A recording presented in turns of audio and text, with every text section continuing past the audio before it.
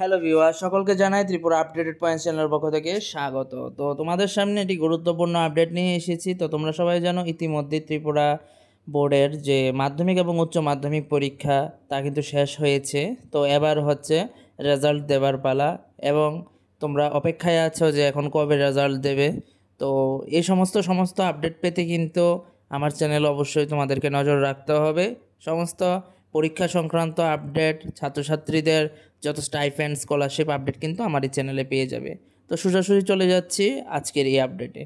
তো তোমরা যারা মাধ্যমিক এবং উচ্চ মাধ্যমিক পরীক্ষা দিয়েছো, এবার তোমাদের রেজাল্ট কবে বের হবে সেটা এখনও বলা যাচ্ছে না। এখন কথা হচ্ছে কবে থেকে খাতা দেখা শুরু হবে। খাতা দেখা শেষ হলেই তারপর তোমাদের মার্কশিট তৈরি হবে অ্যান্ড দেন তোমাদের রেজাল্ট বের হবে। তবে খাতা দেখা কবে শুরু হবে সেই আপডেট কিন্তু ইতিমধ্যে আমাদের হাতে চলে এসেছে।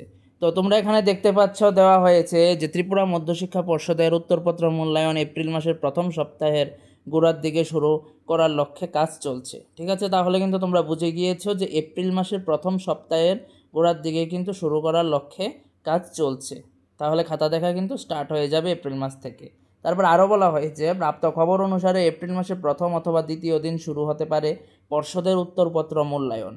চলতি বছরে ত্রিপুরা মধ্যশিক্ষা পর্ষদের লিখিত পরীক্ষা এগিয়ে আনা হয়েছে অন্যান্য বছরের তুলনায় প্রায় এক সপ্তাহ। চলতি বছর উচ্চ মাধ্যমিক ও সমতল মাদ্রাসা ফাজিল কলা ফাজিল থিওলজির লিখিত পরীক্ষা শুরু হয়েছে 24শে ফেব্রুয়ারি।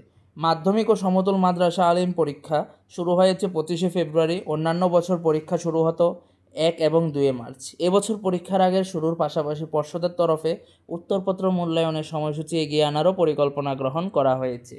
এদিকে অন্যান্য বছরের মতো চলতি বছরও রাজ্য পর্ষদের উত্তরপত্র মূল্যায়ন করা হবে কেন্দ্রীয়ভাবে।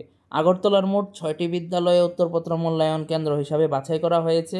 এর মধ্যে রয়েছে নেতাজি সুভাষ বিদ্যানিকেতন, বর্দোয়ালি দ্বাদশ শ্রেণী বিদ্যালয়, বাণী বিদ্যাপীঠ, বিজয় কুমার দ্বাদশ শ্রেণী বালিকা বিদ্যালয়, বুজ্জং দ্বাদশ শ্রেণী বালিকা বিদ্যালয় এবং কামিনী কুমার সিংহ স্মৃতি উচ্চ মাধ্যমিক বিদ্যালয়। তাহলে তোমাদের কাছে হয়তো এই বিষয়টি স্পষ্ট হয়ে গিয়েছে যে এবছর কিন্তু ফলাফলও তাড়াতাড়ি দেওয়ার সম্ভাবনা রয়েছে, কারণ পরীক্ষা আগে হয়েছে, খাতা দেখার কাজও শুরু হয়ে যাচ্ছে এপ্রিলের 1 অথবা 2 থেকে। তাহলে ফলাফলও কিন্তু আগে দিয়ে দেবে। তো তোমাদের প্রত্যেককে জানাই এরকম আপডেট পেতে অবশ্যই চ্যানেলে নজর রাখবে। সবাইকে নমস্কার জানিয়ে ভিডিওটি এখানে শেষ করছি। জয় হিন্দ।